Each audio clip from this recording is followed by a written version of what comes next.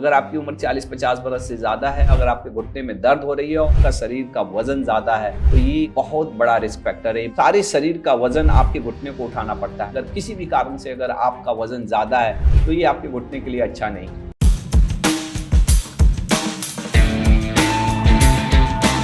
सुनीता देवी 60 साल की हैं। इनका सवाल है, डॉक्टर साहब मेरा वजन ज्यादा है, घुटने में बहुत दर्द रहता है, क्या वजन कम करने से मेरे घुटने के दर्द कम हो जाएगा? अगर हाँ तो मुझे क्या करना चाहिए? ये बहुत ही बेहतरीन सवाल है। घुटने का दर्द, अगर आपकी उम्र 40-50 बरस से ज्यादा है, अगर आपके घुटने में दर्द हो रही है और उसमें अगर आपका शरीर का वजन ज्यादा है, तो ये बहुत बड़ा रिस्क फैक्टर है, बहुत बड़ी आपके लिए बाधा है। अगर आप अपने वजन को कम करते हैं तो डेफिनेटली आपके घुटने के दर्द में, आपके घुटने के कष्ट में फायदा होता है, क्योंकि सारे शरीर का वजन आपके घुटने को उठाना पड़ता है। जितना भारी शरीर रहेगा उतना ही घुटने पे प्रेशर पड़ता है, उतना ही जोर पड़ता है। और आप सबको मालूम है कि उम्र के हिसाब से घुटने के कार्टिलेज रहते हैं, घुटने की गादी जो रहती है, जिसको आम भाषा में बहुत सारे लोग करते हैं, घुटने का ग्रीज रहता है, वो डैमेज होते जाता है। और ऐसे में अगर शरीर भारी है तो उस पर और डैमेज होता है और दिक्कत होती है। अगर किसी भी कारण से अगर आपका वजन ज्यादा है, तो ये आपके घुटने के लिए अच्छा नहीं है।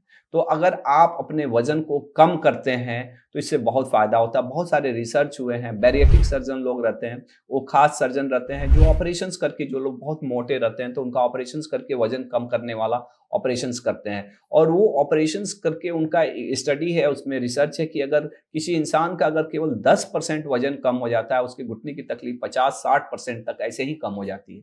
तो सोचिए ना, अगर आप 100 किलो के हैं, चाहे 80 किलो के ही हैं, आप 8 किलो वजन आप कम कर लेते हैं, तो आपके घुटने की तकलीफ बिना कुछ किए, बिना दवाइयाँ लिए, बिना एक्सरसाइज किए, बिना प्रिकॉशंस रखे, बिना जीवन शैली में बदलाव किए, केवल वजन कम करके ठीक हो जाता है। तो वजन कम करने का डेफिनेटली बहुत फायदा मिलता है और आपको वजन कम करना चाहिए। अब वजन कैसे कम हो, ये अपने आप में एक बहुत बड़ा साइंस है। और उसमें सबसे बड़ी चीज है कि ये कॉन्शियसनेस ही होना, क्योंकि कितना लोग को तो ये मानते भी नहीं है कि हमारा वजन ज्यादा है। मैंने देखा है, जो हम अपने प्रैक्टिस में जो है, तो एक वजन आपका ज्यादा है, ये अगर आपके जहन में है, आपके दिमाग में है, तो आप समझ लीजिए कि आप वजन कम करने की प्रक्रिया में एक पहला कदम आपने उठा लिया है। उसके बाद से है कि आपका वजन कितना है, क्या आपका वजन सही है, क्या आपका वजन कितना होना चाहिए, हाइट के अनुसार आपका क्या वजन है। और इसके लिए बीएमआई कैलकुलेट करते हैं। बीएमआई कैसे कैलकुलेट किया जाता है, मैंने बहुत सारे वीडियो भी बनाए हैं। Weight in KG divided by height in metre square, और इससे बीएमआई कैलकुलेट करते हैं। नॉर्मली जो बीएमआई होता है ना, वो 20 से 25 तक रहता है। अगर 20 से 25, अगर 25 से ज्यादा है तो यानी आप ओवरवेट हैं, अगर 30 से भी ज्यादा है तो ओबेसिटी है, माने ये बीमारी है। ओबेसिटी बीमारी है, ओवरवेट होना माने कॉन्शियस हो जाना। तो अगर आपका वजन ज्यादा है तो कम करने की कोशिश करना है। उसमें क्या करना है, खान पान में ध्यान देना है।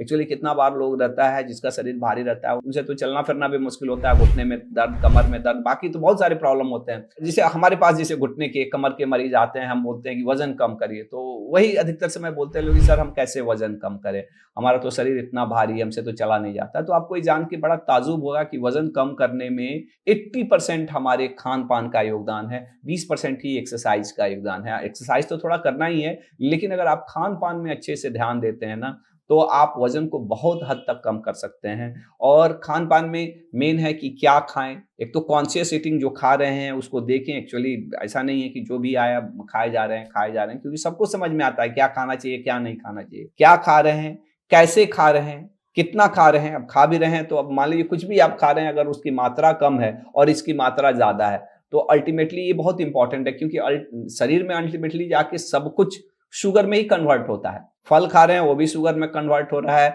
आप वेफर्स खा रहे हैं, भले खाने में नमकीन है लेकिन वो भी शुगर में ही। आप नॉनवेज खा रहे हैं, उसमें प्रोटीन, लेकिन अल्टीमेटली सब कुछ कट कट कट टूट टूट के अल्टीमेटली वो शुगर में ही कन्वर्ट होता है। आप रोटी खा रहे हैं, आप चावल खा रहे हैं, शुगर सब में है। लेकिन अब वही चीज है कि शुगर को ही लोग शुगर समझता है, लेकिन खाने में कितना शुगर है इस बात को नहीं समझता है। हो सकता है कि वो बिल्कुल मीठा ना हो, वो थोड़ा तीखा हो, वो थोड़ा नमकीन हो, लेकिन फिर भी वो अल्टीमेटली शरीर में जाके वो शुगर ही करता है। तो आप कितना खा रहे हैं, कैसे खा रहे हैं, ये भी बहुत इंपॉर्टेंट है। 32 बार चबा के खाना है, छोटे प्लेट्स में खाइए, क्योंकि बड़ा प्लेट्स में नहीं समझ में आता है, छोटे प्लेट्स में खाइए। तो क्या खा रहे हैं, कितना खा रहे हैं, कैसे खा रहे हैं और कब खा रहे हैं। कब भी खाने का बहुत इंपॉर्टेंस है। इसे हमारे शास्त्रों में भी लिखा हुआ है कि खाना सूर्यास्त के पहले ही खाना चाहिए, मैंने सूरज डूबने की बात, मैंने रात में खाना ना खाइए।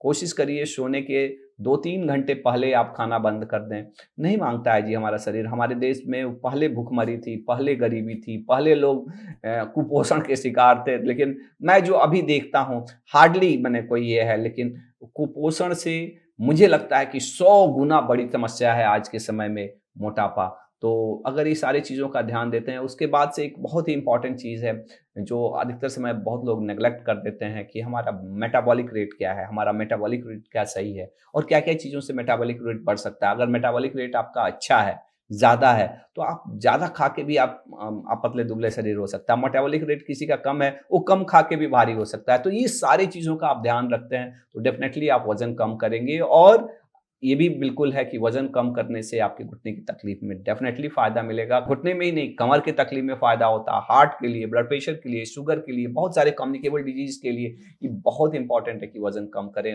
वज़न होना, मोटापा होना एक महामारी है और ये केवल घुटने के लिए ही नहीं, बहुत सारी बीमारियों के लिए एक रिस्क फैक्टर है। तो मुझे आशा है कि आपको ये वीडियो अच्छा लगा होगा। अगर आपको अच्छा लगा तो ज़रूर इसे शेयर भी करिएगा।